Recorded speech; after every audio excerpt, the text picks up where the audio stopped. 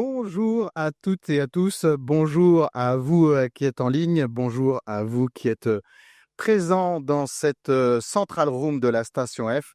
Soyez les bienvenus à cet événement Innovation en Action, événement organisé par ADP en partenariat avec Parlons RH et le Lab RH. Soyez les bienvenus, je suis Thomas Chardin, je suis le dirigeant fondateur de Parlons RH et c'est moi qui vais avoir le plaisir d'animer cette matinée événement. Pour ce faire, je ne serai pas seul car je compte évidemment sur vous qui êtes en ligne et sur vous qui êtes présents dans la salle pour pouvoir interagir avec nos différents intervenants, qu'ils soient DRH ou experts. Vous aurez la possibilité de leur poser des questions via un micro qui passera dans la salle. Alors pas via un micro qui passera chez vous si vous êtes en télétravail, mais via la boîte de chat, ce qui explique pourquoi je regarderai de temps en temps mon téléphone. Donc, je compte sur vous pour poser des questions aux différents intervenants de cette conférence. Justement, au programme de cette matinée, 4 regards complémentaires sur l'innovation, avec en premier lieu une keynote de Séverine Loureiro, directrice générale du Lab RH. Bonjour Séverine et merci beaucoup de ta présence. Séverine nous présentera les 4 défis de la fonction RH en 2025. Et j'avoue que c'est un sacré défi et elle a accepté de le relever que de le faire en 10 minutes. Quand on parle des défis de la fonction RH, ils sont extrêmement nombreux. Il faudrait plutôt 45 minutes ou 1 heure pour pouvoir les présenter, les organiser. Là, Séverine n'a que 10 minutes. C'est justement pour pouvoir permettre l'échange avec vous et qu'on puisse lui poser des questions juste après. Premier temps fort, donc. Deuxième temps fort et deuxième regard avec Juliette Rimbaud, DRH d'Alan. Merci beaucoup Juliette d'être présente parmi nous ce matin. Vous serez interviewée par Thomas Duc, Content Manager chez Parlons RH, pour nous montrer justement comment une entreprise aussi innovante qu'Alan met en œuvre concrètement, justement, vous allez nous présenter une nouvelle organisation du travail avec un collectif complètement repensé. Troisième temps fort, avec un regard croisé cette fois, toujours sous la forme d'interview par Thomas Duc, de Dominique Rodier, vice-président et directeur de la recherche et développement d'ADP en France. Merci beaucoup Dominique d'être là aussi parmi nous ce matin. Et Karim Boufenech, directeur produit pour l'Europe de l'Ouest et du Sud d'ADP. Vous nous direz tous les deux comment l'innovation RH peut de façon très concrète simplifier le quotidien des DRH, votre quotidien, le quotidien des managers, le quotidien des collaborateurs et bien sûr celui des professionnels RH.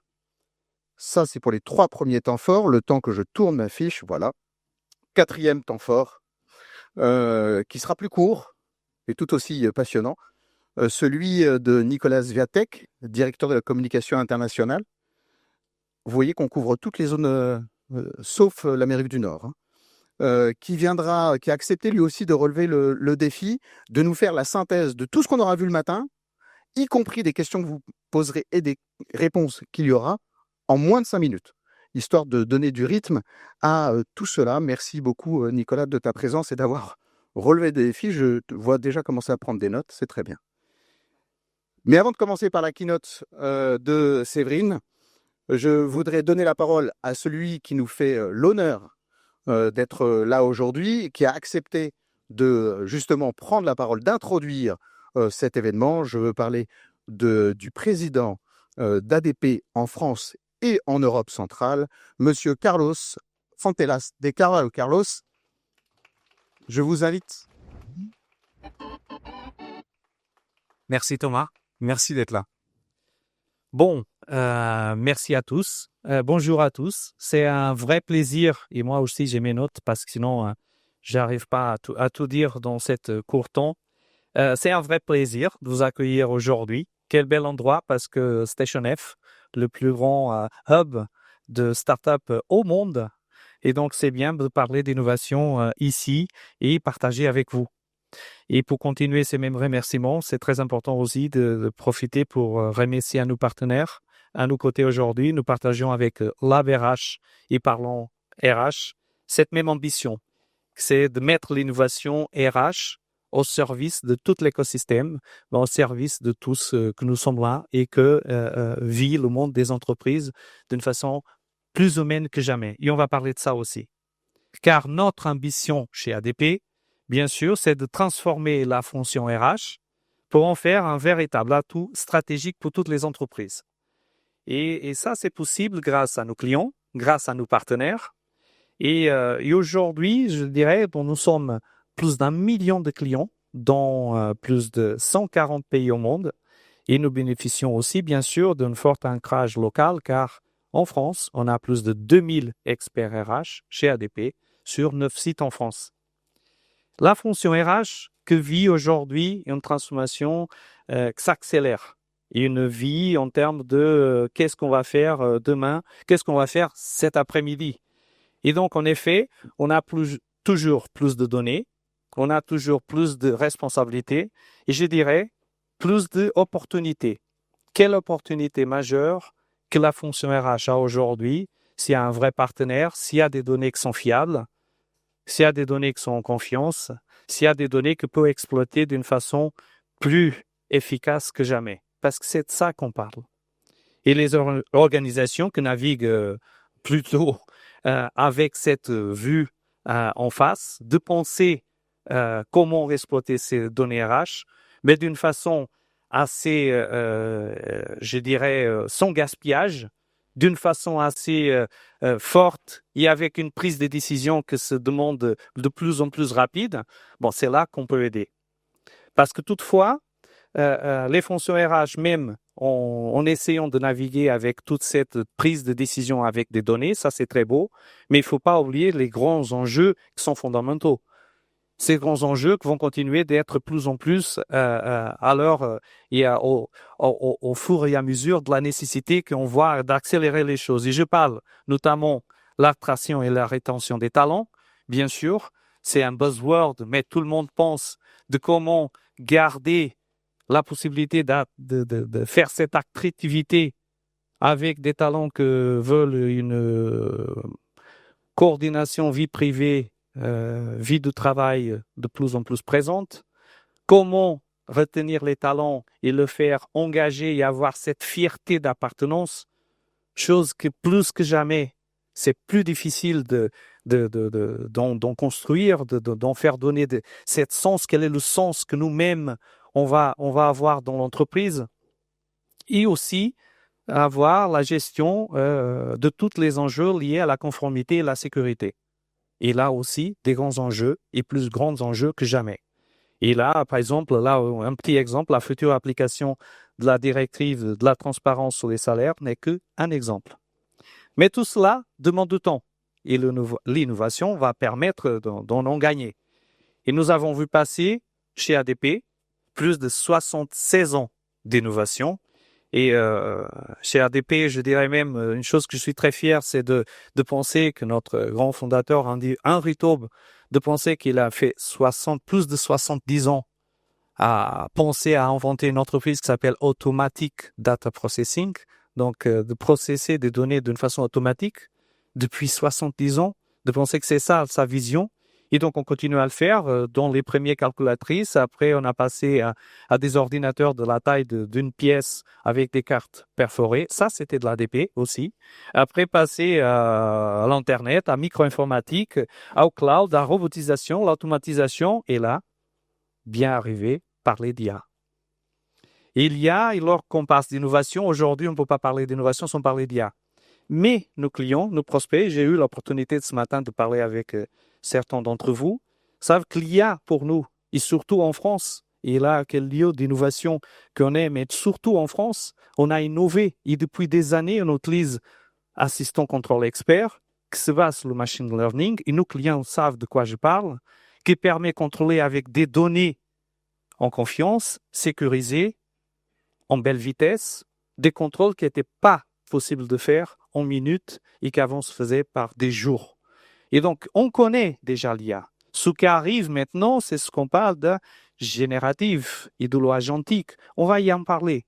Mais de l'intelligence artificielle, c'est quelque chose qui est notre quotidien. Et on utilise et on va l'utiliser davantage. Il y en a des nouveautés. Et aujourd'hui, on a les grands patrons qui vont parler de ça.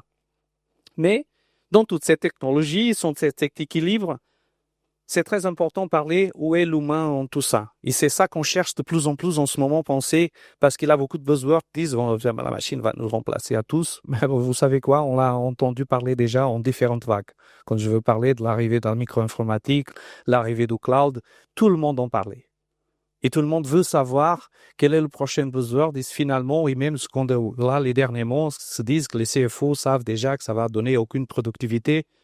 Bon, il y a des gens qui ont raison. Oui, bien sûr que va donner de la productivité. Oui, bien sûr que va donner du gain de temps. Mais il faut savoir, c'est que qu'est-ce qu'on va faire de cette gain de temps? C'est créer de la capacité, c'est de charger en plus la personne avec plus de travail en faisant la même chose, ou de permettre de repenser comment on va faire pour donner de l'activité, de donner à la fonction RH ce qu'elle sait faire très bien avec des données, qui est d'influencer la stratégie de l'entreprise. Et là, très bien, ce qu'on va parler, c'est de cette nouvelle bride, cette nouvelle façon de faire, c'est les experts RH, que je l'appelle les experts RH augmentés, qui vont avoir une énorme aide. Parce que bien sûr, si on va pouvoir accéder à des informations plus vite, et pas se contenter de faire du copier-coller, mais demander quelle est la différence, comment on peut faire certains types d'analyse et en même temps faire ce qu'on fait très bien, bien sûr qu'on va être plus productif. Mais attention, cette innovation ne fait pas tout. Et chez ADP, même si on investit plus d'1 milliard de dollars tous les ans dans le secteur R&D, parce qu'on parle que c'est plus de 64 000 d'experts RH au monde qui travaillent depuis toutes ces années, ça ne se fait pas sans cet équilibre humain et la technologie. Et je veux parler un petit peu de ça. Car cette technologie donne des super pouvoirs, je dirais comme ça, donne des fonctions un petit peu augmentées, mais il faut parler du respect de l'éthique, du respect de la conformité, du respect de la confiance que va avoir toujours dans la relation entre les entreprises et qui va gérer ses propres données. Et là, c'est très important. Et je vais parler un petit peu de cette premier enjeu qui est l'innovation éthique. La première loi qui encadre l'IA au monde était européenne. Et ce seront les RH qui devront donner l'impulsion pour que l'entreprise s'y conforme. Très importante. Je dirais que j'aime parler que s'il y a de petites post-it à retenir, la partie de la conformité et de l'éthique. Pourquoi? Parce qu'il faut respecter les accès, il faut définir les responsabilités liées aux données, et cela va passer tout le temps par des relations humaines et des relations humaines avec la capacité de comprendre et d'interpréter cette même fonction. Le deuxième enjeu est lié entre l'éthique et la conformité. Et sur cette partie-là, il y a des risques, des sanctions financières pour ceux qui ne vont pas la tenir. Il y a des risques d'image. Il y a des risques de survie de même des entreprises. Et donc, encore une fois, un enjeu, c'est que l'équilibre entre l'humain et la technologie va pouvoir le cadrer et l'encadrer. Il y a un troisième enjeu, bien sûr, c'est l'innovation qui va influencer la formation, la façon comment on va dire à nos collaborateurs comment ils vont pouvoir utiliser cette technologie d'une façon cadrée et encadrée pour pouvoir l'utiliser de la meilleure façon possible. Et tout ça, tous ces enjeux, on les met, on dirait, dans la moulinette qu'on utilise nous-mêmes parce qu'on est habitué sur les différentes technologies à faire penser à ça. Et il avait quelques clients qui nous disaient bon alors, et quand est-ce que ADP va présenter, qu'est-ce qu'on va faire en termes de l'IA générative? Bon, si on créait des images, si on créait des vidéos dans notre business, on serait là déjà le premier au monde. On n'a pas besoin de l'IA générative pour calculer un bulletin de paye, on a besoin des moteurs de calcul. Et là, on le sait faire depuis trop longtemps. Ce qu'on va besoin d'avoir faire et qu'on va avoir besoin de processer, c'est qu'est-ce qu'on va faire et quelle est la valeur ajoutée que toutes ces données qui sont disponibles et depuis longtemps, avec une grande confiance, encore une fois, en sécurité et en conformité, qu'on va faire avec nos clients. Et pour tout ça, avec tous ces projets d'innovation, il faut projeter quel est le sens que va avoir pour nous collaborateurs, pour nos managers. Qu'est-ce qu'on va faire en sorte, qu'est-ce que ça va apporter pour ma valeur ajoutée que tous les jours je donne à l'entreprise. Et là, c'est très important, ce travail, cette pédagogie, cette façon de se présenter qui est un petit peu au départ peut-être un petit peu philosophique, mais que c'est très important de s'y prendre pour voir finalement à quoi ça me sert d'utiliser toute cette technologie. Je terminerai pour dire, Alors, quel portrait de DRH de demain? Pour moi, le DRH de demain, je le vois déjà maintenant. C'est un DRH qui apporte de plus en plus d'infos processées, coordonnées, bien analysées, sans gaspillage avec vous, pour prendre des décisions en temps et en heure, parce qu'il influencie la stratégie de l'entreprise plus que jamais. Aucune décision d'entreprise est prise sans l'influence d'un DRH qui apporte la bonne information en temps et en heure.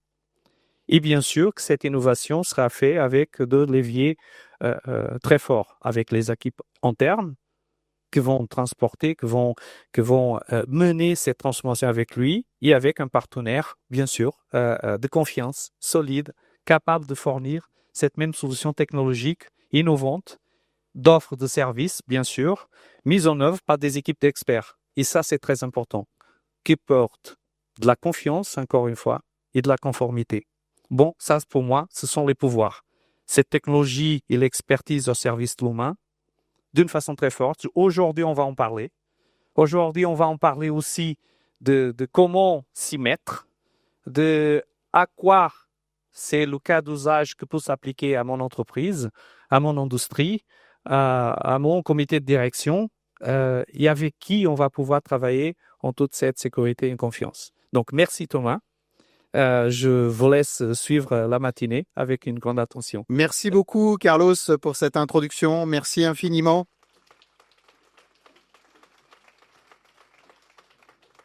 Ce qui me frappe particulièrement, c'est que je trouve qu'ADP porte particulièrement bien son acronyme Automatic Data Processing, et ce depuis 76 ans, si j'ai bien noté. Mais en plus, porte bien aussi sa baseline. J'ai noté aussi Always Designing for People, c'était derrière les fiches. Et c'est ça que je trouve particulièrement intéressant, c'est que vous réussissez à allier, avec des chiffres qui sont impressionnants, la puissance d'un leader mondial et en même temps la proximité d'un partenaire local au sens national. Tout ça pour permettre d'offrir au DRH, si j'ai bien retenu, une innovation technologique responsable, éthique, en confiance. Et ce que j'apprécie le plus, c'est la finalité au service de l'humain. Merci beaucoup encore une fois, Carlos, pour cette introduction. Maintenant, j'invite Séverine Loureiro, directrice générale du LabRH, à venir me rejoindre et prendre le micro pour une keynote sur la fonction RH, les 4 défis de 2025. Séverine, c'est à toi. J'arrive. Bonjour à tous. Alors, c'est Séverine Loureiro pour Carlos. Et surtout, moi aussi, je couvre différentes zones géographiques en Europe. Et ça pourra expliquer que j'ai 2 minutes de petits battements sur les questions. Je suis ravie d'être là et le LabRH est ravi d'être partenaire de cet événement. La fonction RH qui doit se mettre en action, c'est un vrai sujet qu'on porte et c'est la raison pour laquelle on a réfléchi en début d'année aux 4 challenges que la fonction RH va devoir, selon nous, répondre et engager dans l'année si elle veut pouvoir utiliser les apports et faire de ces innovations des opportunités et pas les subir. Et donc on a réfléchi, on a défini 4 challenges qui sont en fait 4 pivots. Alors pivoter, c'est un terme qu'on a emprunté au champ lexical des startups. Au LabRH, on a des adhérents DRH, mais également on a 200 startups RH, donc c'est notre ADN. Donc pour faire un clin d'œil à cet ADN, on a voulu utiliser ce terme pivoter, pas complètement non plus juste pour la com. Pivoter, ça veut dire pouvoir changer sur ses bases un élément stratégique pour pérenniser sa croissance. Et nous, on pense au LabRH qu'on est dans ce moment-là, pour la fonction RH, à ce moment où elle doit peut-être repenser certaines de ses convictions et pivoter pour pouvoir suivre ce train, on l'a dit, très rapide de l'innovation. Alors, il y en a 4, des pivots, et je vais vous en parler là, et puis ensuite, donc, on aura quelques questions, j'essaierai, parce que tu l'as dit, je vais résumer. Je vais me faire violence, mais après, vous aurez un petit temps de questions pour me faire creuser certains points si vous le souhaitez. Alors, le premier pivot, c'est celui, pardon, je prends mes notes, voilà, c'est celui qui va obliger à repenser l'organisation sous l'angle des compétences et grâce à l'IA. Alors, l'IA, c'est très intéressant, c'est et l'objet et le moyen de ce que l'on est en train de vivre en ce moment sur ce sujet des compétences dans les entreprises. C'est-à-dire qu'elle est l'objet parce qu'elle impacte les métiers, elle oblige à réfléchir les compétences d'un point de vue plus dynamique. à réfléchir les compétences d'un point de vue plus transversal, à réfléchir aussi l'obsolescence de certaines des compétences. Donc, elle impacte ce sujet-là. Et en même temps, elle est un moyen pour répondre à cet impact, puisqu'elle permet, je parlais de compétences dynamiques, elle permet de cartographier presque en temps réel, d'identifier les compétences, de prévoir, de projeter les évolutions et même d'apporter une réponse avec du reskilling, des formations très volumétriques, c'est-à-dire qui peuvent concerner un certain nombre de salariés et beaucoup de métiers dans l'entreprise. Et donc, elle est également le moyen de sa cause, à savoir l'impact et la transformation RH qu'elle provoque. Donc, les RH doivent le pivot là, c'est de ne plus penser l'organisation en termes d'organisation, c'est organigramme, comment on est organisé, mais quelles compétences sont disponibles dans l'organisation, de quelles compétences on a besoin et on aura besoin. Et on parle beaucoup de skills-based organization, et c'est tout à fait de ça dont je suis en train de parler. Donc, ce premier pivot pour la fonction RH, selon nous, il est essentiel de vraiment remettre la compétence au centre.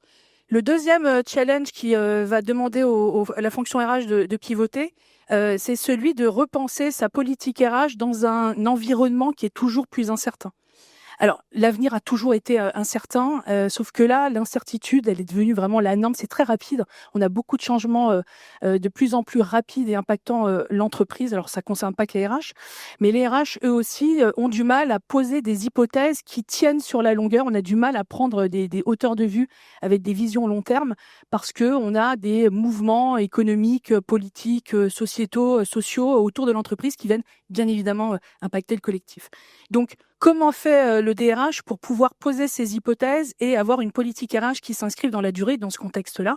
C'est un vrai enjeu pour lui. Selon nous, là, le pivot va devoir s'opérer sur la façon dont il suit ces indicateurs, qui ne doivent plus être uniquement des indicateurs de performance et de productivité, mais qui doivent prendre en compte une dimension sociale, l'engagement des collaborateurs, leur bien-être, la façon dont ils sont alignés avec le projet d'entreprise, la diversité représentée ou non au sein de l'entreprise, aussi des nouveaux KPI plus sur des dimensions environnementales. Quelle est l'empreinte carbone de sa propre politique RH, par exemple? Donc, c'est en introduisant des KPI hors performance, hors productivité, qui restent essentiels à suivre, mais que le DRH va pouvoir déceler ce qu'on appelle des signaux faibles qui pourront lui donner des indicateurs et des indications sur la marche à suivre peut-être, ou repérer en amont des potentielles ruptures qui pourraient se passer en son collectif pour pouvoir adapter sa politique RH. Et l'innovation est un signal fort qu'il doit évidemment intégrer à cette réflexion. Mais la dimension sociale et humaine dans ces KPI, et Carlos a évoqué la dimension humaine dans son introduction, elle est essentielle, sauf qu'aujourd'hui, elle n'est pas aussi suivie qu'un indicateur financier dans l'entreprise. Donc là, il y a un pivot à opérer. Le troisième challenge important qui va demander à la fonction RH de pivoter, selon nous, c'est la capacité à adapter. Pardon, je suis perdue. Politique RH, d'ailleurs, tu reviens certain. T'as vu, je lis mes notes, Thomas. C'est ce que tu voulais pas que je fasse? Non, aucun problème. Je sais que Non, c'est non, c'est le raccourci des 45 minutes. Le pivot, c'est de pivoter pour pouvoir adapter l'expérience collaborateur et surtout l'individualisation qui est hyper importante aujourd'hui dans les modes de travail. C'est-à-dire qu'on est dans un contexte d'hyper flexibilité des modes de travail et du cadre de travail qui est des collaborateurs. Or, comment est-ce qu'on fait pour recréer du collectif quand on est dans cette hyper flexibilité-là?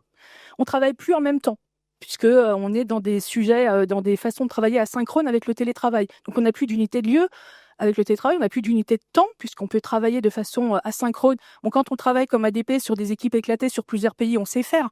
Mais aujourd'hui, un manager qui a une équipe à Paris, et il a des collaborateurs qui, malgré le fait qu'ils soient dans la même ville, ne travaillent pas en même temps. Donc, comment on s'adapte à ça? C'est des nouveaux challenges pour les managers. Donc, on n'a plus l'unité de lieu, on n'a plus l'unité de temps. Et demain, possiblement, on n'a plus l'unité du comment. On a évoqué très rapidement l'IA agentique. On peut imaginer que dans une équipe, on ait deux collaborateurs qui ont le même métier, qui ont la même finalité, qui ont le même job, mais qui, demain, grâce aux agents IA, ne vont plus réaliser leur travail de la même façon. Donc, on n'a plus d'unité du comment. Mais du coup, qu'est-ce qui fait collectif? de comment on réunit, comment on crée un collectif orienté vers une même mission, un même projet d'entreprise, si on a comme ça cette hyper flexibilité dans la façon de travailler et dans le cadre de travail. Et ça, c'est un vrai challenge pour les RH aujourd'hui, de faire en sorte que l'expérience collaborateur, on la retrouve dans les murs, à l'extérieur des murs, et qu'on sache passer ces gaps provoqués par l'hyperflexibilité, et notamment et qui crée des différences notamment entre les collaborateurs. Donc là, c'est un vrai challenge pour les RH, recréer du lien et du collectif. Et le quatrième pivot très important selon nous, c'est la façon dont la fonction RH va adopter une approche holistique du collaborateur. Carlos évoquait le DRH de demain. Juste si on parle du DRH d'hier et qu'on va chercher un DRH il y a 50 ans, qu'on le téléporte aujourd'hui, je suis pas sûre qu'il reconnaisse son métier, mais même dans la relation, le management humain, quoi, dans la relation au collectif. Parce que hier, on manageait, un RH encadrait un collectif qui était plutôt raisonné autour de un besoin de compétences, une mission, un poste, un périmètre. Quand demain, et aujourd'hui, on a des collaborateurs qui ont des attentes beaucoup plus fortes sur la prise en compte de leurs attentes à eux, de leur singularité. Donc ça va demander à la fonction RH d'avoir une approche plus holistique du collaborateur et de plutôt considérer le fait que le collaborateur, c'est aussi un candidat, c'est aussi un client et c'est aussi un citoyen. C'est aussi un citoyen qui a des valeurs qu'il a envie de voir représentées dans l'entreprise, ou du moins qu'il n'a pas envie de voir désalignées avec les engagements de son entreprise, qui peuvent aujourd'hui, on parlait d'attractivité, lui donner envie ou non de rejoindre une entreprise, de s'engager ou non dans l'entreprise dans laquelle il est. Donc c'est important de prendre en compte ces critères-là, ces attentes-là, et c'est pas quelque chose que le DRH est habitué à faire. C'était pas dans sa fonction jusqu'à présent, enfin jusqu'à très récemment. Donc il va devoir pivoter là-dessus pour vraiment acquérir cette approche holistique du collaborateur, c'est-à-dire 360 degrés sur tous ces périmètres-là. Et nous, on est convaincus que c'est le seul moyen d'adresser son bien-être global. On parle beaucoup de santé mentale aujourd'hui. La santé mentale, c'est une finalité, c'est un résultat. Et donc, si on veut réellement améliorer la santé mentale des collaborateurs, ça passera par cette approche plus holistique de ce qu'il est et de ce dont il a besoin et de ce qui le motive. Pour conclure, parce que je te vois t'agiter. Pour conclure, l'idée, c'est pas de dire avec les pivots qu'il faut tout redessiner ou qu'il faut tout transformer. Il faut vraiment s'appuyer sur ses bases, ses valeurs, son ADN, mais rechallenger certaines de ses convictions, et les 4 que j'ai évoquées aujourd'hui en font partie. Merci infiniment, Séverine Loureiro. Merci infiniment. Je peux vous assurer que c'est vraiment un sacré challenge que de pouvoir résumer l'ensemble de ces tendances. Tu as tenu le défi, 10 minutes, même moins de 10 minutes, Ah oui. à la seconde près. Alors par contre, tu en perds ton badge.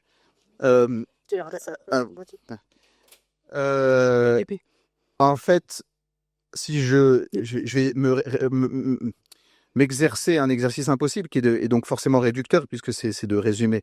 En fait, face à une dynamique de mutation extrêmement forte, si je comprends bien, la fonction RH doit pivoter, le mot est sciant, pour devenir, alors j'allais dire un cadran magique, mais non, en fait, un radar stratégique qui consiste, 1, à orchestrer les compétences, l'IA produit et moteur de la transformation RH, 2, anticiper l'incertain avec des KPI, des méta-KPI, ou en tout cas des KPI un petit peu différents, 3, recréer du sens du collectif, en tout cas le sens du collectif, et 4, prendre soin de l'humain comme finalité en ayant une approche holistique de l'individu. Merci beaucoup Séverine pour cet éclairage extrêmement pertinent. Maintenant, on va prendre des questions de la salle ou de l'audience, et il y en a déjà une que j'ai reçue, et donc je vous invite dans la salle. C'est toujours la première question qui est difficile, donc comme on en a reçu une, hop, même plus d'une, oh là là, je pense qu'on n'aura pas le temps de toutes les traiter.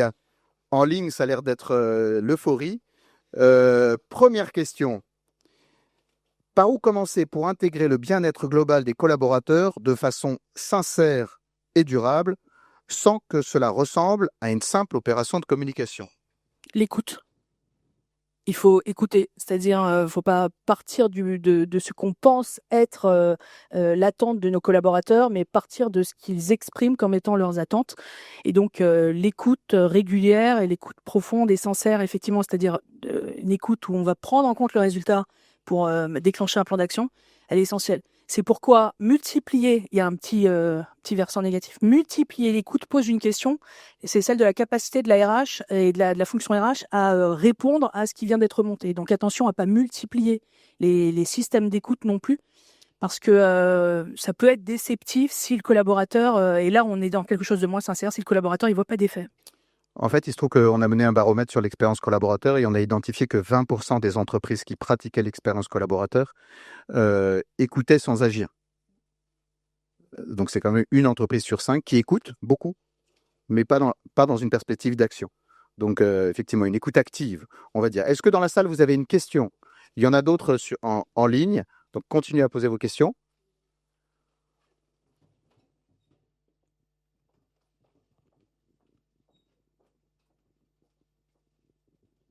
Bonjour, Agnès Leblanc, je travaille à la CCAS, DRH. Je voulais savoir, vous avez parlé du premier défi qui était ne plus penser organisation, organigramme, mais manager par les compétences.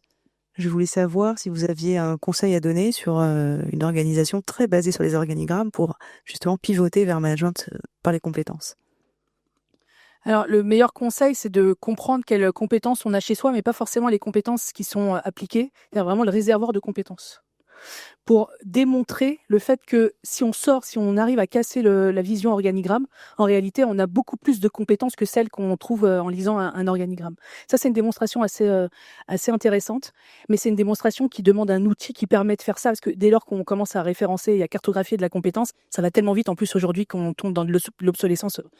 C'est pour ça que je disais, en fait, l'IA, c'est aussi un très bon outil et un très bon moyen de le faire. Mais voilà, dans la démarche, dans la philosophie, quand on est sur un organigramme, moi j'ai fait beaucoup de recrutement, quand on demande à un collaborateur, enfin un candidat, de parler de ses compétences, il a tendance à parler des compétences dont on a besoin sur le poste sur lequel il est en train de postuler. Il faut ouvrir un peu. Et donc, quand on regarde un organigramme, c'est un peu pareil. Dans les entreprises qui sont vraiment se coller à un organigramme, en réalité, on a peut-être des poches de potentiel qu'on sait même pas, dont on n'a même pas conscience, mais parce qu'on a ce biais de lecture par l'organisation. Et donc là, c'est très dommage, quoi. Allez, une dernière question. Il y en a d'autres, hein. Je suis désolé, on ne peut pas toutes les prendre. Il y a Philippe qui te pose la question, donc je vais te demander une réponse très courte. Encore un challenge, mais j'ai vu que tu les relevais avec brio.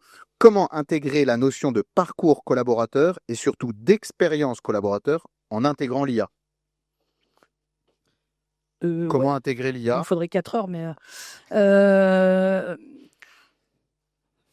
alors, dans cette notion de parcours collaborateur, il y a à nouveau, là, aujourd'hui, beaucoup plus la notion de dynamique. C'est-à-dire qu'avant, quand on réfléchissait à un parcours collaborateur, moi, dans des autres vies, j'ai travaillé sur des parcours collaborateurs à 3 ans. Enfin, aujourd'hui, ça paraît. Donc, aujourd'hui, on est sur des parcours collaborateurs très courts. Donc, je pense que pour faire en sorte que le parcours collaborateur soit un outil de l'expérience collaborateur, j'ai essayé de résumer la question comme ça, il faut vraiment se dire qu'on est obligé de repasser sur le parcours collaborateur de beaucoup plus régulièrement qu'avant. À nouveau, l'IA va aider à cela, ou les outils. Donc vraiment re-questionner un collaborateur, vous pouvez pas attendre de lui que ce qu'il vous a dit au moment du recrutement, 3 ans après, il en soit encore là. Peut-être c'est 6 mois après, il a pu évoluer. En plus, c'est bien, il a compris votre organisation, il a compris quelles étaient les possibilités en interne, et donc il a pu évoluer sur ses souhaits. Donc il faut aller à nouveau le questionner sur ses souhaits, et donc avoir une vision parcours collaborateur beaucoup plus courte qu'avant si on veut que ça serve l'expérience collaborateur. Je sais pas si c'est clair. Si. Merci beaucoup, Séverine. Je crois qu'on peut l'applaudir. Merci. Et maintenant, pour le deuxième temps fort, j'invite Juliette Rimbaud, DRH d'Alan, de prendre place sur scène, et Thomas Duc, Content Manager, qui va l'interviewer sur justement comment réinvente le collectif dont on vient de parler à l'ère du travail à la carte. Alors déjà, qu'est-ce que le travail à la carte? Mais je laisse Thomas officier. Je pense, oui.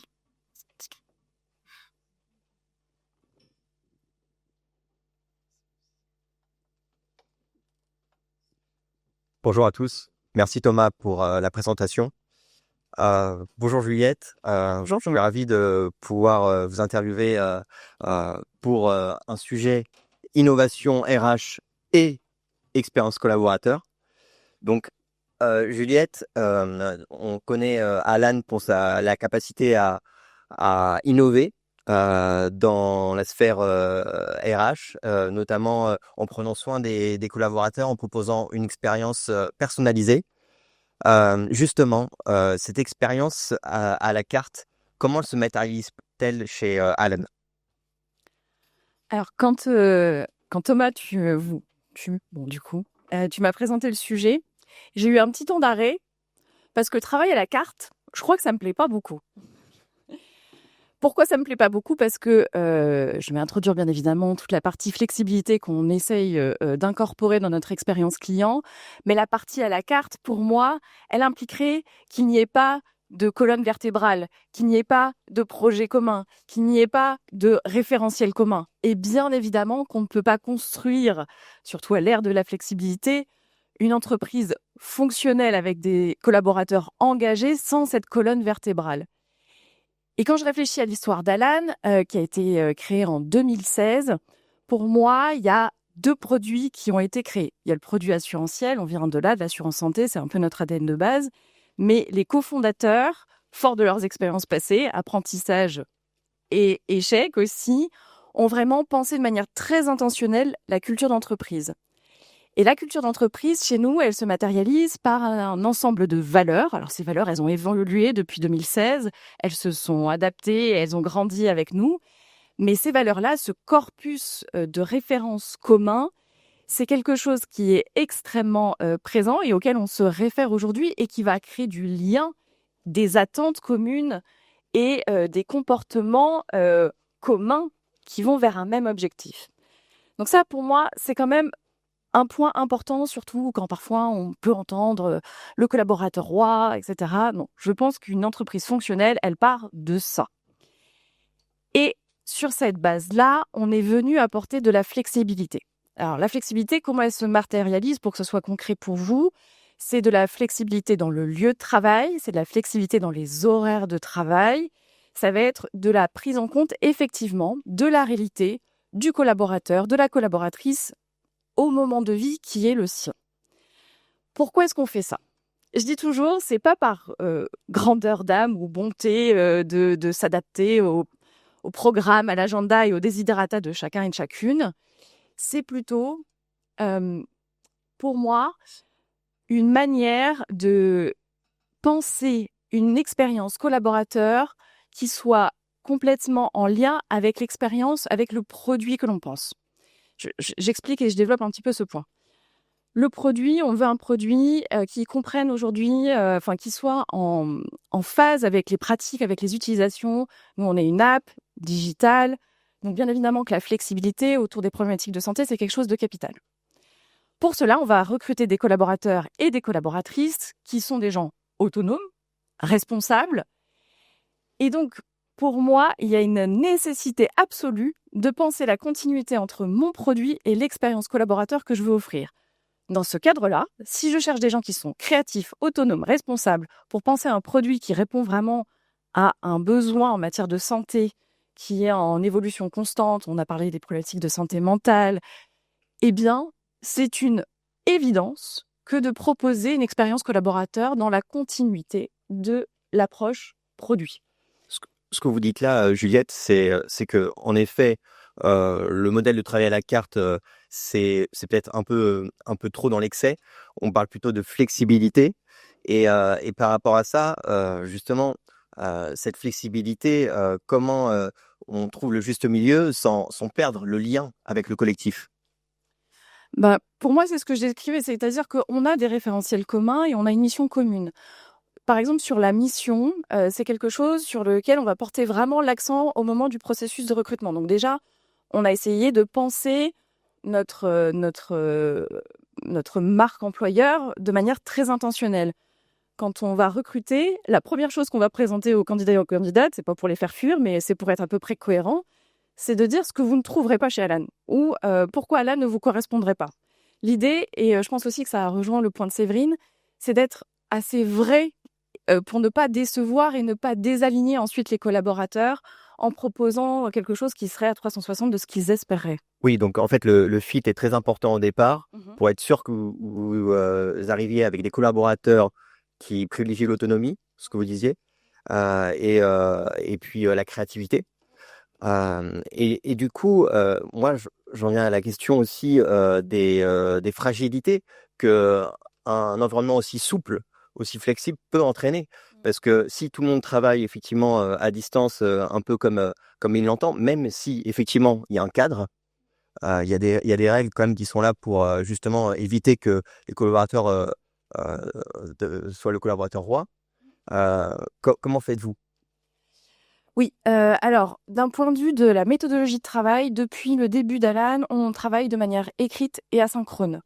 C'est-à-dire que l'ensemble de nos échanges et l'ensemble de nos prises de décision sont consignés à l'écrit. Ce qui permet aussi, donc il y a très peu de réunions. Alors je dis pas qu'il y en a pas parce que je veux pas faire du buzzword. On parlait de buzzword. On a des réunions. Il y a des moments où on se met autour d'une table pour échanger sur certains sujets. Mais la prise de décision est d'être consignée par écrit. Ça fait aussi qu'on déplace la prise de décision dans un espace-temps qui n'est pas celui de l'immédiateté. Ce qui permet d'apporter de la souplesse et du coup de faire fonctionner le travail asynchrone. D'accord, c'est vraiment ce côté asynchrone pour vous qui est vital, en fait. Ça, c'est vraiment dans les méthodologies de travail oui, pour moi, sinon ça pourrait pas fonctionner autrement parce qu'on n'est plus dans le besoin immédiat de répondre ou dans un temps bloqué dans une salle de réunion de 16h à 17h. Oui. Donc c'est là où il y a une souplesse, mais aussi une culture de l'écrit, c'est ça? Elle est très forte. Depuis 2016, l'ensemble de nos décisions sont consignées, ce qui est particulièrement intéressant à l'heure du développement de l'intelligence artificielle, parce que ça nous permet d'aller creuser dans toutes les décisions qu'on a prises, dans tout l'historique de notre savoir accumulé, de nos prises de décision.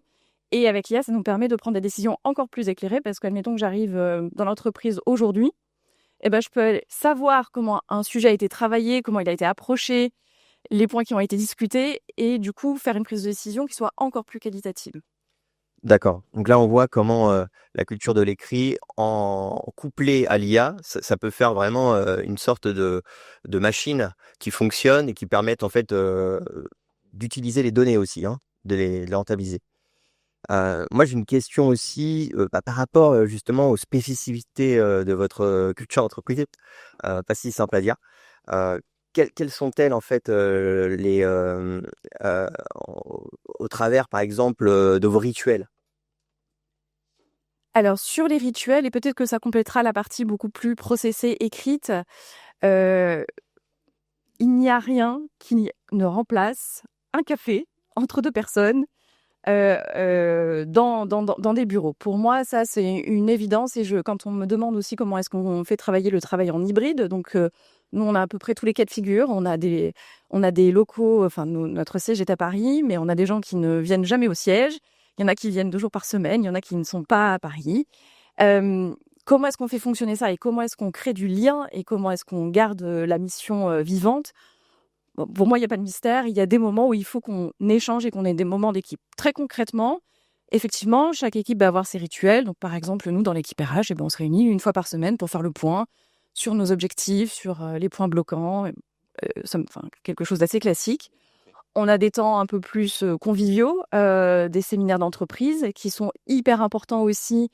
Et je pense que ça rejoint aussi le point de Séverine que je trouvais très intéressant. C'est qu'aujourd'hui, tous ces moments-là, ce sont des moments de relais et de mise en perspective de la mission. Et donc, surtout, que ce soit dans la manière dont on pense les locaux, la manière dont on pense les événements, à chaque fois, il faut que la mission ressorte et que les gens repartent encore plus enthousiastes, encore plus engagés après ce type d'événement-là. D'accord, on arrive au bout du délai. Juste sur cette partie justement événement présentiel, vous avez un événement annuel Oui. dédié? Oui, D'accord. on a un séminaire annuel. Et rapidement, ça consiste à vraiment fédérer. Est-ce que vous avez une particularité pour ce rassemblement annuel? Ça connecte vraiment au point que je venais de développer. C'est un moment où on va célébrer la mission. C'est un moment où on va faire monter sur scène des personnes qu'on n'a pas l'habitude de voir sur le devant de la scène pour mettre en lumière leur travail, mettre en lumière l'impact de leur travail et vraiment prendre un temps pour reconnecter tout le monde à la mission. Où est-ce qu'on en est? Quels sont les échecs au travers desquels on est passé? Quelles sont nos réussites? Et créer des temps de célébration ensemble avec des moments plus conviviaux, assez classiques. Ça, c'est vraiment fondamental. Ok, merci beaucoup, Juliette. Merci, on peut l'applaudir. On peut l'applaudir. On prend des questions de la salle ou en ligne. Oui, est-ce qu'il y a des questions dans la salle? N'hésitez pas aussi à poser vos questions en ligne, comme indiqué Thomas. En fait, je note, moi, la règle des 3 C. Une forme de culture de l'écrit, du formalisé. La culture du café, ça me semble particulièrement important, qui compense la culture du formel par de l'informel. Et le cadre de la colonne vertébrale, tout ça, c'est que des C pour mieux communiquer. Encore un C, la mission, en tout cas, la partager. Je dis communiquer pour avoir un C de plus, mais voilà, c'était en attendant d'avoir une question de la salle. Là, je vois que Je dans fais le comme la chat, radio, en fait. dans le chat, on a des questions. Ah, ouais. C'est bon. Sur la culture de l'écrit et le fait que vous documentiez toutes vos décisions, vous en faites une base qui est complètement consultable par tous les collaborateurs. Vous en tirez des modules de formation, vous en tirez des rex, vous l'exploitez vraiment? Oui. Donc en fait, on a à la fois une base documentaire qu'on améliore au fur et à mesure, et on a détourné un outil d'ingénieur, mais enfin ça peu importe, où on fait un peu comme des exposés écrits dans lesquels on dit aujourd'hui j'amène ce sujet, enfin ce problème. Pourquoi est-ce que je pense qu'il est important de l'adresser maintenant? Quel est le contexte? Quelles sont les différentes solutions qu'on peut y amener? Et ensuite, on va convoquer dans notre réunion écrite des collaborateurs, des collaboratrices pour qu'ils apportent leur point d'une manière aussi constructive que possible. Ce qu'on a voulu faire, c'est déjà reprendre la main sur le temps par rapport à la réunion, reprendre aussi la main sur la qualité de l'argumentaire. C'est pas celui ou celle qui va parler le plus fort ou qui aura forcément le plus d'aura qui va prendre le dessus dans nos réunions. On va vraiment privilégier la qualité de l'argumentaire, et l'écrit est vraiment un moyen, un médium idéal pour révéler ça. Donc on a un peu ces deux outils, l'outil de prise de décision et l'outil de base documentaire, effectivement accessible de manière totalement transparente depuis les débuts d'Alan. Est-ce qu'il y a une autre question dans la salle? Sinon, on a une question du live, la question de Philippe qui indique le télétravail est-il arrivé à son paroxysme en 2025? Comment le réinventer? En 1 minute. Non, le télétravail n'est pas... Le paroxysme du télétravail, pour moi, ça a été la crise sanitaire au moment du Covid, qui nous a tous un petit peu bousculés et amenés à certains constats. Pour moi, il y a une forme de continuité. C'est quelque chose qu'on a affirmé comme étant un mode de travail fonctionnel chez Alan, et que je tiens à conserver comme mode de travail fonctionnel chez Alan, qui épouse à la fois cette flexibilité, qui embrasse cette flexibilité, qui nous permet d'avoir des collaborateurs engagés et qui sont dans une forme d'harmonie, le terme est choisi, entre leur vie personnelle et leur vie professionnelle. Comment le réinventer aujourd'hui? Je pense que surtout, c'est la question qui se pose actuellement, c'est est-ce qu'on veut le conserver? Côté Alan, en tout cas, moi, mon choix est très clair. Après, à chacune de prendre les bonnes décisions pour son entreprise en fonction de sa culture d'entreprise. Merci beaucoup, Juliette, pour ce témoignage. Merci infiniment. Je précise que vous qui êtes en ligne, vous ne pouvez pas applaudir, mais n'hésitez pas à utiliser les emojis qui sont à votre disposition. Ça fait toujours plaisir. Maintenant, j'invite sur scène Dominique Rodier et Karim Bouffenec qui vont se présenter, toujours interviewés par Thomas Tuc sur comment l'innovation peut-elle concrètement simplifier la vie des DRH, des décideurs que vous êtes. Avec un micro, ça sera évidemment mieux. Simplifier la vie des DRH, mais aussi des collaborateurs RH, des managers et des salariés. Il est bon aussi? Oui, il est allumé. Très bien. Merci beaucoup. Alors, voilà.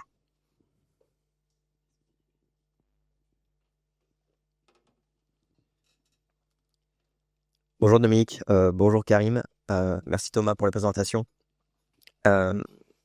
Avant de rentrer dans le vif du sujet de l'innovation RH, là on va parler de simplification du quotidien des parties prenantes de l'entreprise, qu'ils soient DRH, vous dans la salle, managers ou collaborateurs.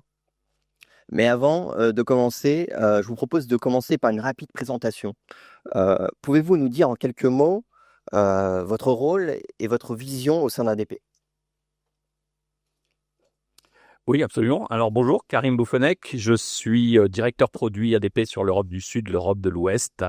Ce qui m'anime au quotidien, je vais le présenter un petit peu comme ça, c'est accompagner nos clients en créant des outils, en créant des solutions accessibles, performantes, utiles, bien entendu, des solutions qui vont créer aussi de l'émotion. Là, on rentre dans un registre qui peut paraître un petit peu plus curieux, mais c'est aussi tout important. Des solutions qui soient simples, qui soient accessibles. Voilà, c'est le rôle de mes équipes. Dominique? Oui, bonjour. Donc, je suis Dominique Rodier, je suis vice-président, directeur des équipes de recherche et développement pour quelques pays en Europe, dont la France.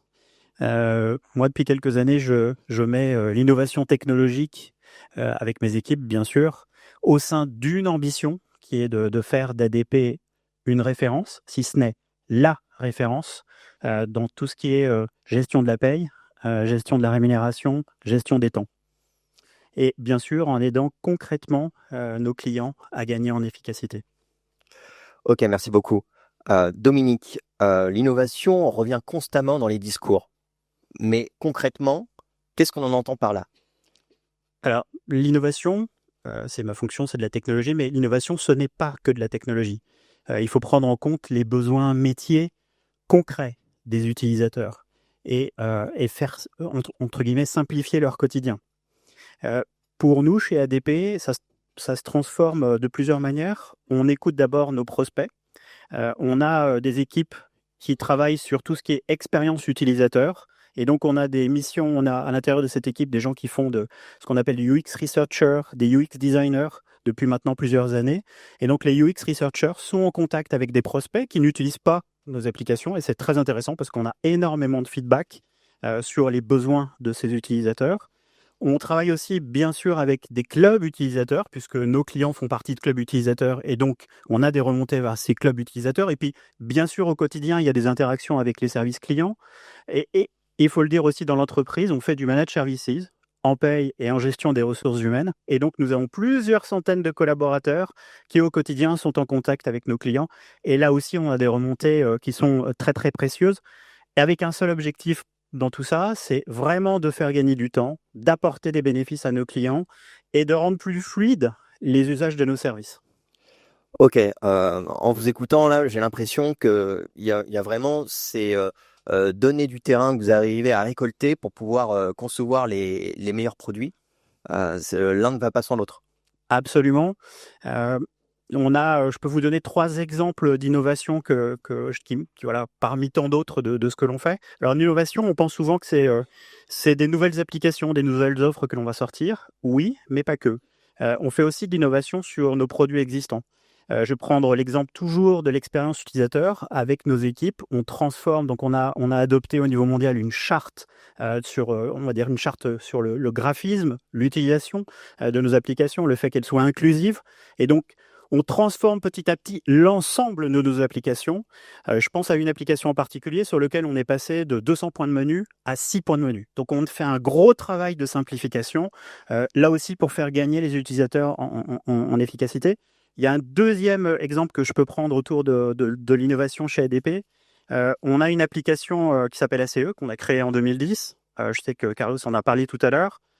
Cette application, elle permet de faire du contrôle croisé sur la paye, les déclaratifs, mais aussi la comptabilité. C'est une application qui est très prisée par nos utilisateurs parce qu'elle apporte beaucoup de productivité. Depuis l'arrivée de la DSN, ça a apporté énormément de productivité. Nos utilisateurs le disent. Quand on les rencontre, ils le disent. Et véritablement, c'est quelque chose de très différenciant. Mais l'innovation, on a apporté au quotidien, depuis maintenant 15 ans, dans cette application, on a apporté tout le temps, chaque mois, de nouvelles innovations, histoire d'apporter encore plus de productivité. D'abord parce que la législation évolue, et puis on pense à l'évolution du métier, et donc on apporte encore plus de choses. Puis un troisième exemple qui sort, là, qui est en ce moment dans nos ateliers de développement, donc c'est ce qu'on appelle ADP Assist. Alors ADP Assist, on pourrait dire c'est un chatbot, mais ça serait un résumé qui me plaît pas trop. Moi, j'aime bien parler d'un majordome qui va accompagner la fonction RH. Un majordome qui va aussi accompagner les collaborateurs de nos clients, les salariés de nos clients. Voilà, je dirais pour les experts RH, c'est la possibilité de poser des quotidiens dans le flow de leur activité. Voilà, ils ont dans le quotidien un certain nombre de questions qui arrivent, qu'ils se posent, obtenir des réponses quasi immédiatement, mais c'est aussi obtenir des notifications qui vont venir de plusieurs centaines d'agents métiers que l'on construit pour aider la fonction RH dans un certain nombre de tâches administratives, dans des vérifications, on va dire sur des seuils légaux, sur un certain nombre de choses où on va aider au quotidien la fonction RH, mais pas que. C'est-à-dire qu'on va effectivement rendre plus fluide, je dirais, le travail au quotidien. Et c'est aussi pour les collaborateurs de l'entreprise, et j'en terminerai là, désolé, c'est aussi pour les collaborateurs de l'entreprise la possibilité de poser des questions, bien sûr d'avoir un accès plus fluide à l'information de l'entreprise, et tout ça je dirais, pour faciliter les échanges. Et ça a un effet intéressant, c'est que ça permet de réduire un peu les sollicitations vers les équipes RH.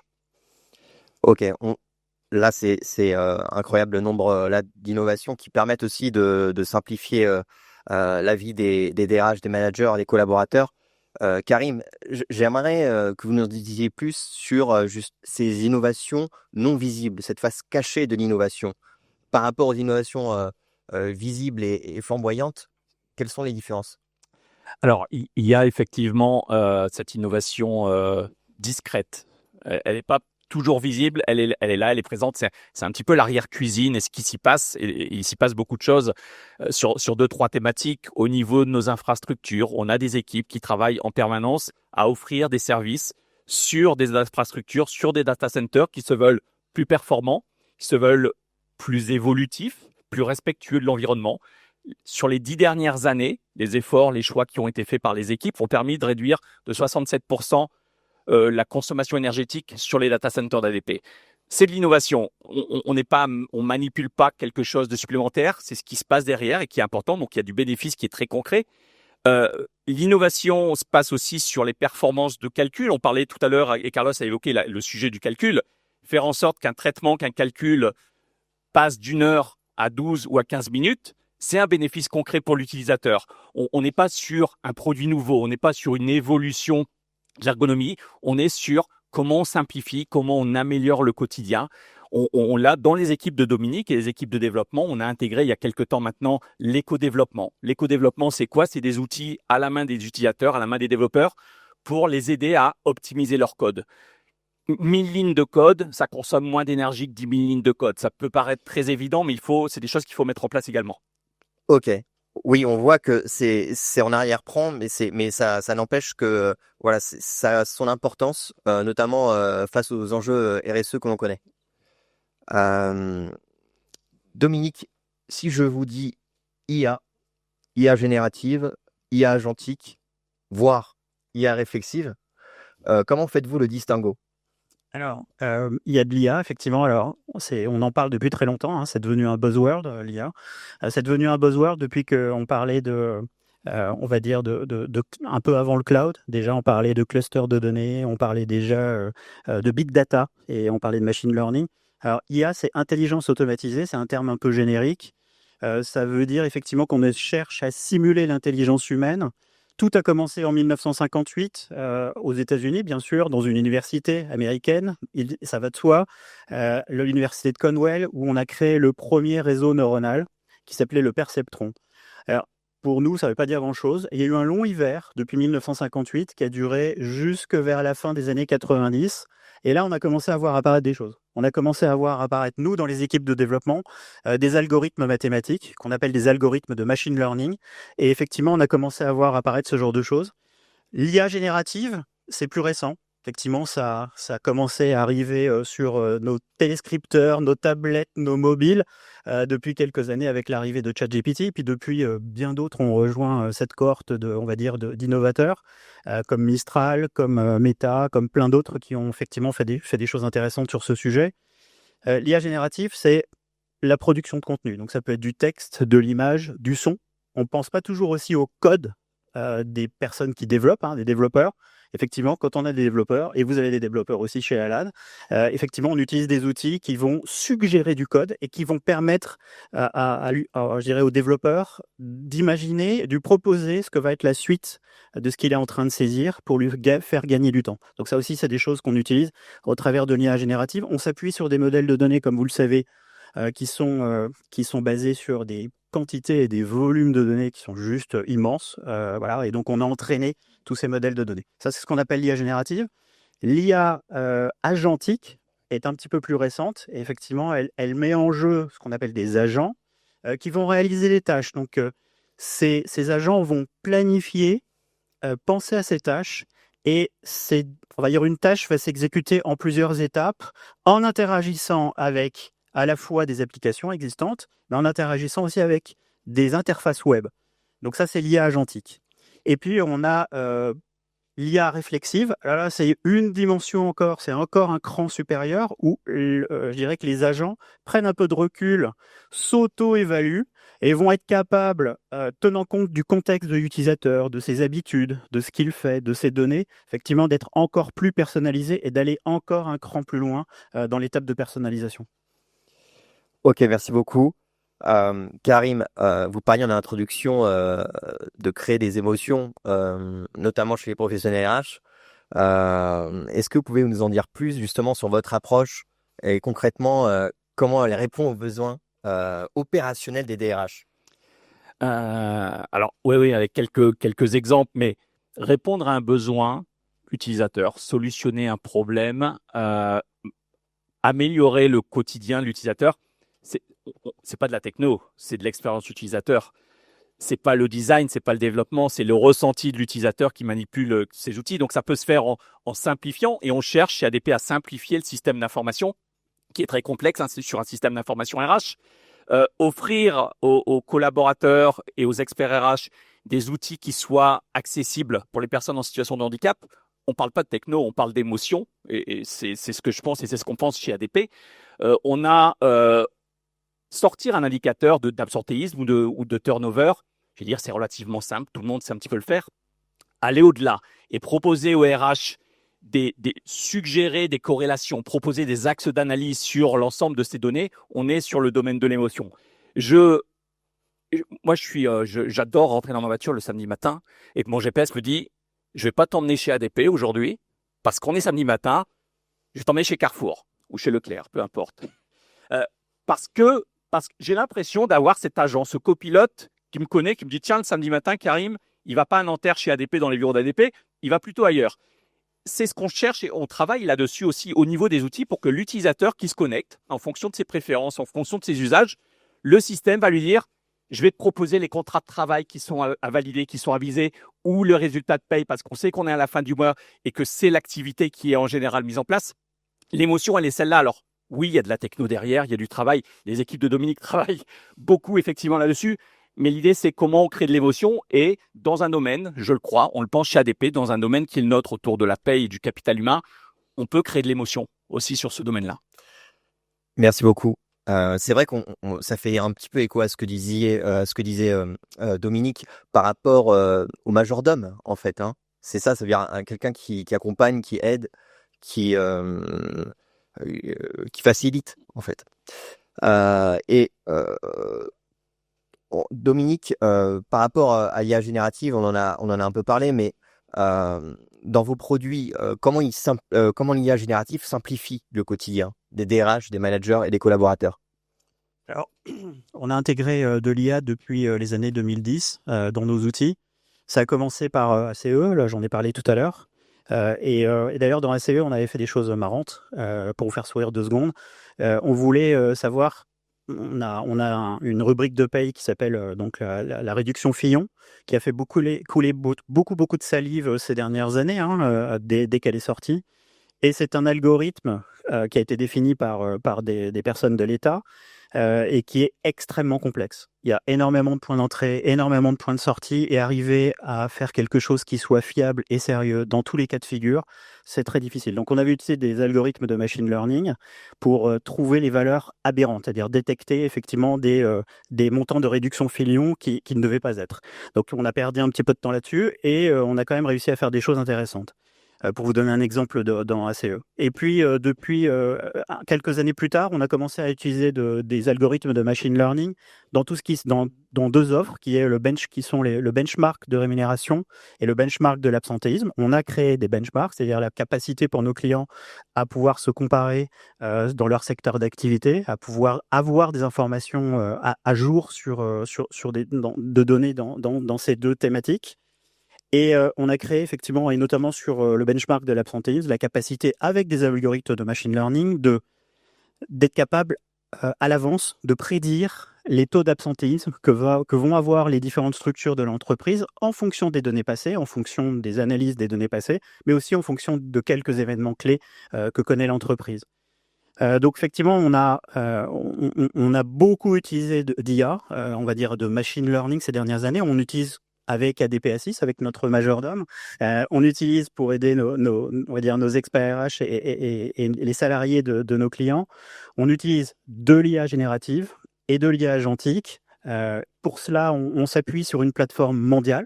On n'a pas créé dans les équipes françaises cette plateforme. C'est un investissement colossal qui est fait au niveau mondial. C'est on va dire un investissement qui est partagé entre les différents pays du monde. Quand on doit acheter des licences, quand on doit effectivement mettre des développeurs, il y a des développeurs partout sur la planète qui travaillent sur ces sujets et en bonne intelligence. C'est-à-dire que un cas d'utilisation qui est développé au Brésil ne va pas être réinventé sur le reste de la planète. Donc, on peut réutiliser ce qui a été fait. Et donc, du coup, ça fait gagner très rapidement, on dirait en efficacité. Le développement est beaucoup plus simple pour nous. Et vice-versa, bien sûr. Merci beaucoup. Il nous reste moins de 5 minutes. Il va falloir être donc rapide sur les dernières questions, s'il vous plaît. En tout cas, Karim, quel levier actionnable recommanderiez-vous au DRH pour intégrer efficacement ces innovations dans leur quotidien et en tirer un bénéfice rapide?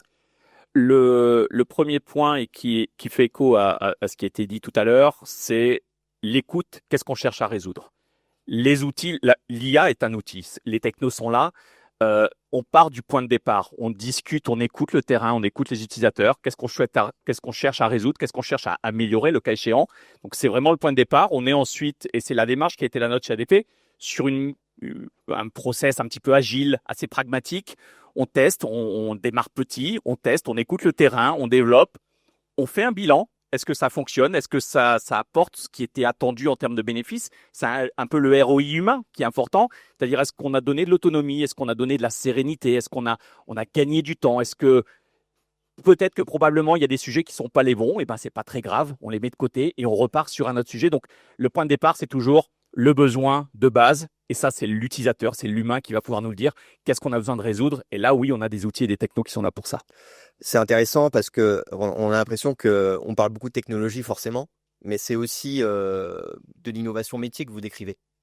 Les deux sont très liés. C'est, je pense, le côté aussi bicéphale d'ADP, cette entreprise et de services et de technologie, où le point de départ se fait, on le fait avec nos clients, on le fait avec nos équipes internes, c'est de comprendre le besoin. Encore une fois, on a une palette d'outils. Il ne faut pas avoir l'impression c'est la solution à tout. Parfois, ce sera de l'IA, parfois, ce ne sera pas de l'IA.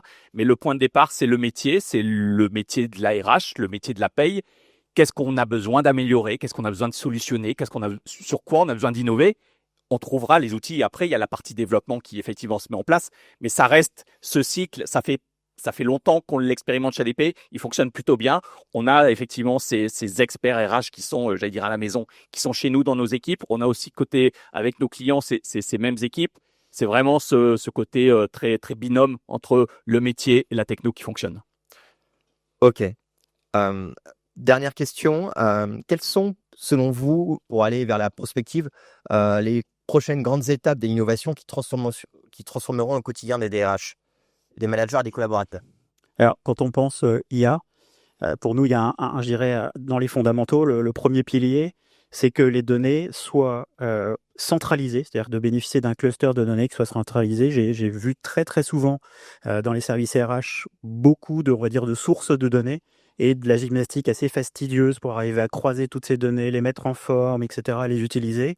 Là, l'important, c'est d'avoir des données qui soient centralisées, bien structurées et surtout sécurisées. La sécurité est extrêmement importante sur ces domaines-là.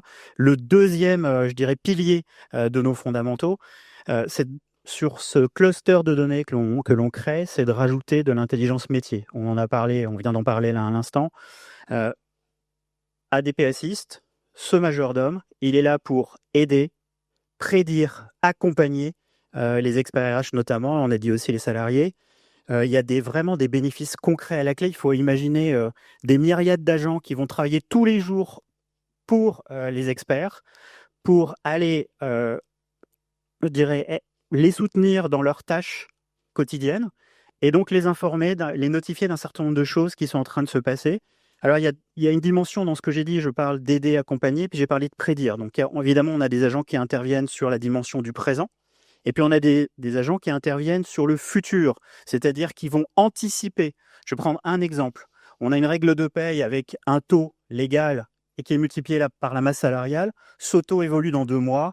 On va avoir des agents qui vont prévenir l'entreprise en lui disant « Dans 2 mois, votre masse salariale va évoluer sur la structure de l'entreprise de telle manière. » et vous donner un impact financier. Donc, c'est pas juste vous prévenir qu'il va se passer quelque chose, c'est vous donner aussi un exemple détaillé dans votre contexte à vous qui va être très pertinent. Donc ça, pour nous, l'enjeu, il est fondamental. C'est qu'on veut vraiment transformer la dynamique de travail des experts RH. C'est aussi un moyen je dirais, de réduire toutes ces tâches administratives qui sont assez lourdes au quotidien. On le sait, on a des experts RH dans l'entreprise, on le sait très bien. Et pour faire en sorte qu'ils puissent se concentrer sur des tâches, se libérer un peu et se concentrer sur des tâches à plus forte valeur ajoutée. Bon, c'est une réponse un petit peu pratico-pratique sur, je dirais, comment la fonction RH peut se transformer pour évoluer vers la stratégie de l'entreprise. Merci beaucoup à tous les deux. On vient de terminer le Merci à tous les deux. Alors, si je on peut effectivement les applaudir. Karim Bofenech, directeur produit et de l'émotion et de l'écoute, si j'ai bien compris. Ça va ensemble. C'est ça. Dominique Rodier, vice-président, directeur de la recherche et développement, mais j'ai l'impression que vous trouvez surtout beaucoup, et notamment dans une perspective d'amélioration de l'efficacité des clients. A-t-on des questions Oui, on a déjà des questions dans le chat. Question de Faisal. L'IA débarque, on parle beaucoup de l'innovation, et pour parler du même langage dans tout ADP du monde.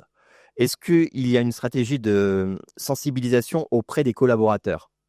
Exemple, Lean Management, Kaizen, pour parler tout du même mindset. Question large. Je lance et Dominique complétera la phrase. Il y a si je comprends bien effectivement ce qui est derrière la question, il y a un vrai besoin qui est vraiment crucial d'acculturer les équipes, de sensibiliser, de former. C'est vrai dans une entreprise, c'est vrai à la maison, on peut former ses enfants, on peut former ses parents, on peut former ses... Ou alors c'est nos enfants qui nous forment. Ou c'est plutôt, ça dépend de l'âge, ça peut être ça, mais utiliser l'IA, on parle effectivement d'innovation, c'est un mot, et l'IA un peu pour représenter pas mal de choses. Utiliser l'IA, utiliser un agent, s'adresser à un prompt, ça s'apprend. Il y a vraiment ce besoin-là. C'est pas très compliqué, mais ça s'apprend parce que la qualité de ce qu'on va récupérer va refléter la pertinence ou la précision qu'on va lui insuffler. Donc, il y a vraiment ce travail. Et chez ADP, on a cette démarche aussi au niveau de nos collaborateurs, et je pense que c'est une démarche qui existe aussi dans certaines entreprises, de dire, avant d'ouvrir les vannes, avant de mettre à disposition du chat GPT, des bots, des agents, on va quand même insuffler ça au niveau de l'entreprise pour qu'on puisse parler le même langage, qu'on puisse voir un petit peu l'étendue des possibles, peut-être les limites de l'exercice aussi. Donc, je pense que c'est un sujet important. On l'a chez ADP et je pense que ça rejoint aussi ce qui peut exister dans les entreprises. Je vais donner un éclairage complémentaire aussi qui est de dire qu'on teste beaucoup dans l'entreprise. C'est-à-dire qu'avant de sortir nos produits, on teste beaucoup, on fait des essais chez nous, on fait utiliser par nos propres collaborateurs avant d'aller plus loin, parce qu'il y a une source inépuisable de créativité, je dirais de retours très intéressants, extrêmement intéressants que l'on peut capter également. Ok, merci beaucoup. On a une autre question. Dans la salle, Voilà. préparez-vous aussi. Si vous avez des questions, n'hésitez pas. Hein. Oui. Levez la main. À nouveau, une question de Philippe pour Karim ou Dominique. La méthode agile, le nudge management, peuvent-ils être utiles pour les missions RH? C'est pour Dominique. Alors, j'ai pas la prétention d'affirmer que ça va être utile. En tout cas, je sais que dans les équipes de développement, la méthode agile qu'on utilise depuis presque, je dirais, 15 ans, je sais pas, 20 ans chez nous, elle est particulièrement utile. Déjà pour, je dirais, rendre de l'autonomie aux collaborateurs.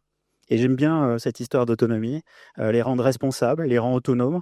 Effectivement, la méthode agile, elle permet finalement de passer d'une équipe très structurée avec un manager et des équipes qui obéissent le petit doigt sur la couture du pantalon à non, ce sont les collaborateurs qui prennent les sujets qui sont proposés par le product owner, qui se disent non, moi je prends celui-là.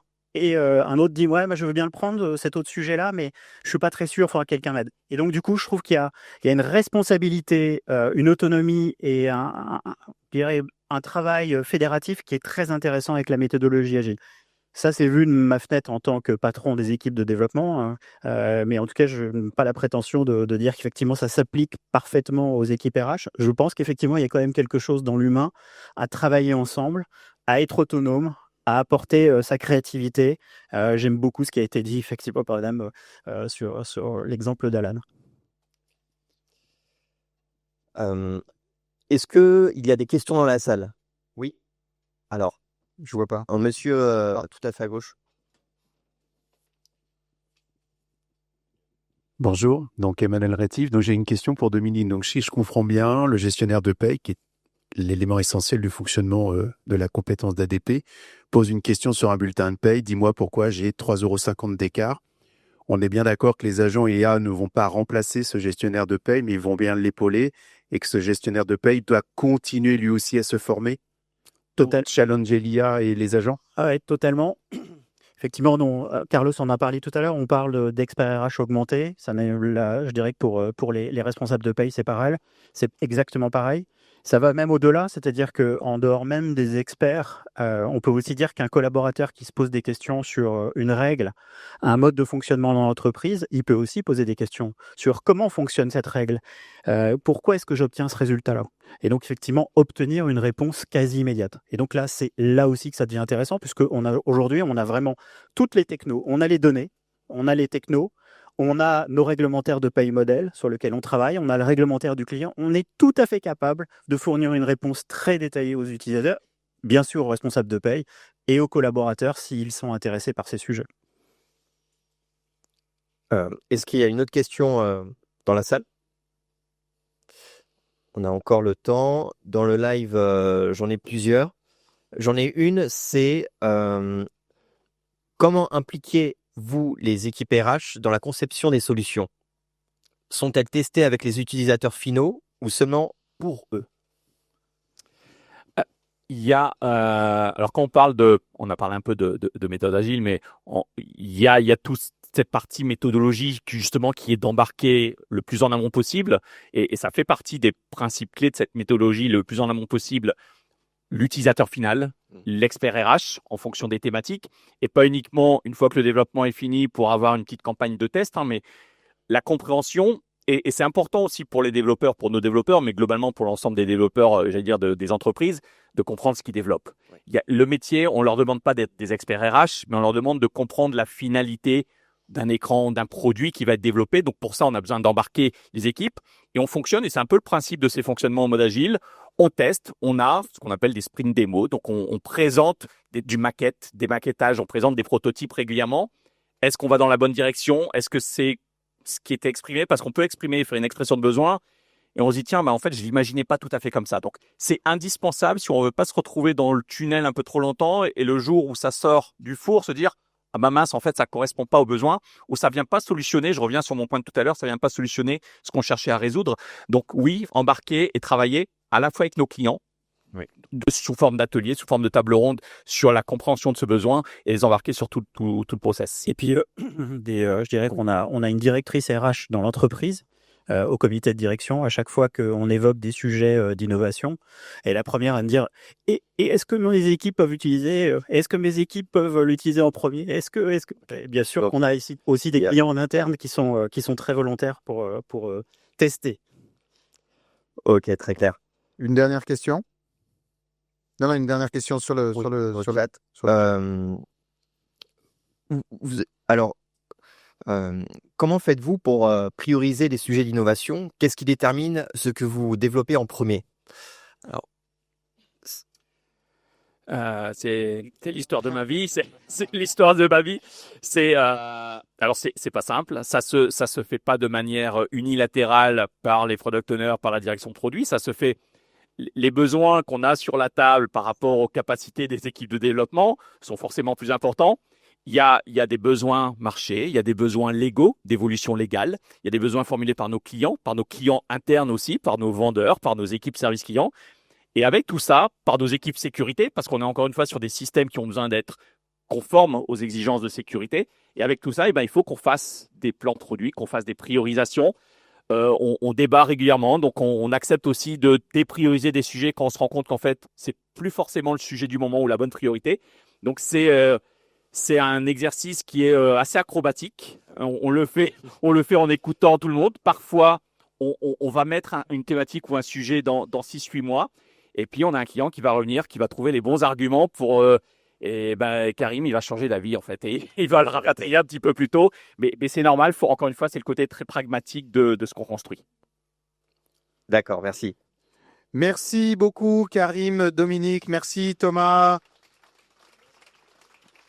pour vos témoignages. Je vous invite à regagner votre place et je vais inviter pour clore avec un 4e temps fort cette conférence. Je vais inviter Nicolas Sviatek, directeur de la communication internationale, de se livrer à l'exercice de synthèse en 5 minutes. Ce matin, je prends mon chrono. Vas-y Thomas, chronomètre-moi, j'adore ça. Non, c'est un super exercice, hein. Moi vraiment j'adore. Là, en 5 minutes, synthétiser 1h30 de conversation, c'est pas évident. Il y a quelques mots-clés que je retiens. Alors je sais pas si les DRH utilisent la méthode agile, mais en tout cas j'ai l'impression que vous devez quand même être sacrément agile aujourd'hui dans vos métiers. Quand on voit l'évolution du monde, l'évolution réglementaire, les défis auxquels vous êtes confrontés, le DRH d'il y a 50 ans est pas du tout... et pas du tout comme celui d'aujourd'hui, je dirais même celui d'il y a 2 ans en fait. Et il aurait peut-être du mal à se projeter immédiatement comme ça, brut de décoffrage. Et donc, il faut vraiment s'adapter à des environnements qui sont compliqués. Et ce que je retiens aussi, c'est un mot qui est revenu plusieurs fois, c'est celui d'écoute. Écoute des clients, écoute des collaborateurs, bien sûr, des échanges en permanence. Et tout ça, évidemment, reste fondamental. On parle de ressources humaines et les humains, finalement, oui, alors on peut écrire et on peut tout fixer par écrit, mais j'aime bien aussi le café, ton histoire des 4 C. Ça, j'ai bien aimé aussi ce mélange de convivialité, de formalisation, cette nécessité, en fait, de savoir où va l'entreprise, de pas se dire que la flexibilité, c'est à la carte. C'est pas uniquement ça. On a tous des objectifs à atteindre et il faut qu'on mette nos organisations en place pour y arriver. Alors évidemment, on a besoin d'innovation pour ça. Et on a beaucoup parlé d'intelligence artificielle, mais avant tout, on a parlé d'intelligence tout court. Et quand on parle d'humain, quand on parle de ces innovations RH qui sont mises en place, j'ai vraiment l'impression que l'humain doit rester au centre de tout. On a parlé d'intelligence métier, qui pour moi est vraiment essentiel parce que mine de rien, on est là pour bosser, on est là pour délivrer un certain nombre de choses, on est là pour, bien sûr, générer de l'engagement de nos collaborateurs, on est là pour les payer en temps et en heure et on a besoin d'intelligence pour tout cela. Alors cette intelligence, elle peut être artificielle, évidemment, mais avant tout, l'intelligence humaine, ça fait pas de mal. Ça fait pas de mal et en fait, j'ai l'impression, quand je regarde un peu ce qui se passe dans l'écosystème, c'est un tout petit ressorti pendant nos conversations, c'est que la technologie, elle est partout. Mais en fait, la technologie, elle a 2 sens, que si elle va dans le bon sens, si elle sert le métier, et si, par ailleurs, elle s'appuie sur de l'expertise. Alors, peut-être que dans quelques dizaines d'années, on aura atteint la singularité, peut-être que les IA ne feront plus jamais d'erreur. Aujourd'hui, quand je demande des trucs à des IA, je sais qu'elle se trompe. Et je le sais parce que je connais un tout petit peu le sujet sur lequel je l'interroge. Et aujourd'hui, il faut encore être un tout petit peu vigilant là-dessus. Et il faut pas se dire que les IA, elles vont remplacer un certain nombre de personnes. On parlait gestionnaire de paye, par exemple, clairement pas. Par contre, comme le disait Carlos, elles donnent des outils, des formidables outils à l'ensemble des collaborateurs, à l'ensemble de nos clients également demain. Et en fait, moi, j'ai l'impression qu'elle transforme le DRH en une sorte d'Iron Man, en fait. Transforme en super-héros, il lui donne des super pouvoirs, des super outils qui leur permettent d'être plus efficaces, plus rapides, qui leur permettent d'avancer beaucoup plus vite, mais qui ne font pas fondamentalement des choix à sa place. Alors, je ne sais pas combien j'ai de temps encore. 1 minute 40. C'est pas une obligation. C'est pas une obligation.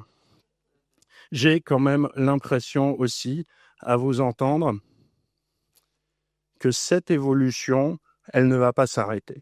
Qu'en fait, on a franchi avec ces histoires d'IA, avec ces histoires de techno, une étape importante. Est-ce qu'elle sera aussi importante qu'Internet ou la machine à vapeur? J'en sais rien.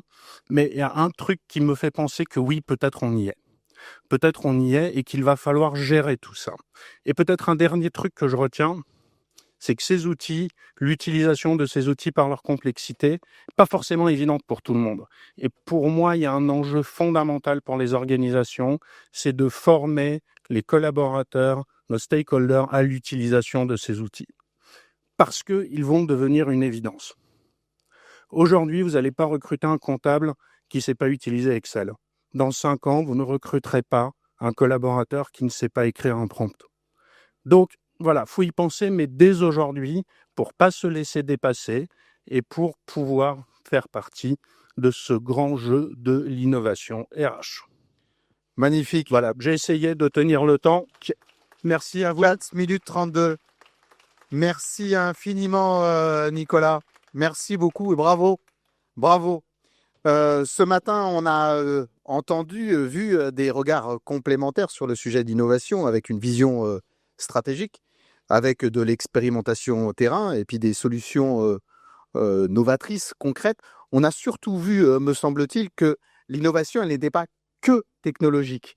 J'ai bien retenu cela, qu'elle était aussi organisationnelle, culturelle, fonctionnelle au sens métier, avec ACE, ça veut dire ADP Contrôle Expert, c'est ça, si j'ai bien retenu, avec ADP Assist, le majordome des DRH, qu'elle est aussi incrémentale, itérative. Et j'ai adoré le terme de l'innovation discrète, parce que je crois que le vrai sel, le vrai sens de l'innovation, c'est effectivement de pas forcément être ostentatoire et disruptive, même si elle existe, mais d'avoir cette forme de discrétion, presque d'humilité. Voilà, la frugalité de l'innovation me semble être un axe particulièrement intéressant. Ce qui les relie, toutes ces innovations et tout ce qu'on a pu entendre ce matin, me semble-t-il, c'est une conviction très forte qui a été réexprimée à l'instant. C'est que l'innovation, c'est pas uniquement une promesse abstraite, c'est tout le contraire en fait, c'est une action concrète. Et en vous écoutant, je me suis dit peut-être que le titre de notre conférence est une formule pléonasmique. L'innovation en action, c'est un pléonasme en fait. L'innovation est toujours en action, sinon ça serait une idée. Et donc l'innovation, elle est forcément quotidienne, au service de l'humain. C'est ce qu'on a entendu et répété ce matin avec, je l'espère, beaucoup d'intelligence et d'équilibre à trouver. La lumière s'éteint, je ne sais pas à quoi c'est dû, je ne sais pas si vous qui êtes en ligne, vous le voyez, je ne sais pas si on passe en mode cinéma. Je voudrais d'abord donc vous remercier à vous, avant qu'on soit complètement dans l'obscurité. Voilà, je cherche mes mots. Je voudrais d'abord vous remercier à vous qui êtes donc présents à la station F et à vous qui avez été très nombreux en ligne. Merci aussi aux participants, aux intervenants que je vais de nouveau énumérer et citer. Carlos Fontelas de Carvalho. Désolé, je n'ai pas l'accent. Séverine Loearo. Je ne vais pas y arriver non plus.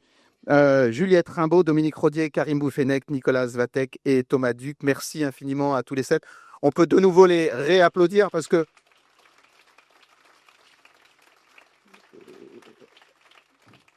on a voulu donner du rythme. Hein. C'est très dur en fait. Il faut gérer sa frustration parce que sur cette thématique, ils ont forcément énormément de choses à dire.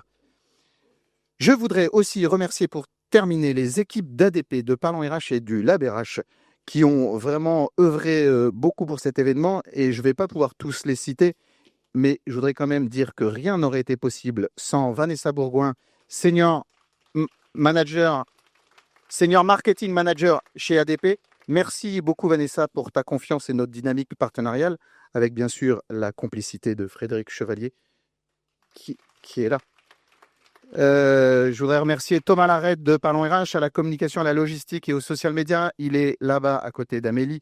Merci aussi à Manuel Berman pour la rédaction en chef. Merci aussi de nouveau à Séverine et Pauline Basson à la communication du Lab RH. Merci vraiment à eux. Je voudrais terminer par une petite citation, celle de Gaston Bachelard, qui nous dit « L'avenir, ce n'est pas ce qui va arriver. L'avenir, c'est ce que nous allons faire ». Tout ça pour dire que le propre de l'innovation en RH, c'est d'éprouver la nature de la volonté. Merci à tous, à très bientôt.